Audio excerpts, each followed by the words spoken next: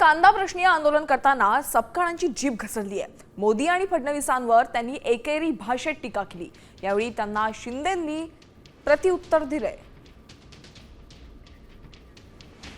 आपण पाहतोय मोदींवर टीका करताना सपकाळांची जीभ घसरलेली आहे। आज कांदा उत्पादक शेतकरी जे आहेत ते रस्त्यावर उतरलेले होते। या त्यांच्या आंदोलनामध्ये विरोधी पक्षाचे नेते उपस्थित होते। दरम्यान आपण पाहतोय कांदा प्रश्नावर बोलताना सपकाळ यांची जीभ घसरली आणि त्यांनी मोदींवर एकेरी टीका केली है। आज पर्यंत हमने सुना था नमक, मगर मोदी जो है वो कांदा निकल गया। काय म्हणाला की मी कांदा खाल्लाय, मी तुमचा कांदा खाल्लाय, मी तुमच्याशी बेईमानी करणार नाही। बेईमानी म्हणजे इमानदारी का बेईमानी? पहा किती बेईमानी केली।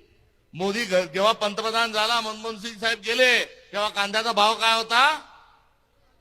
3000 2014। आज काय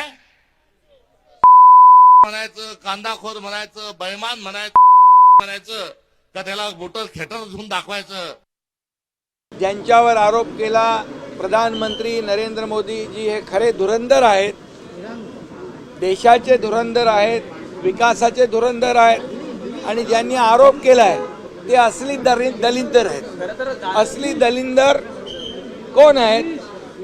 ज्यांनी आरोप केलाय हा सूर्यावर थुंकण्याचा प्रकार आहे।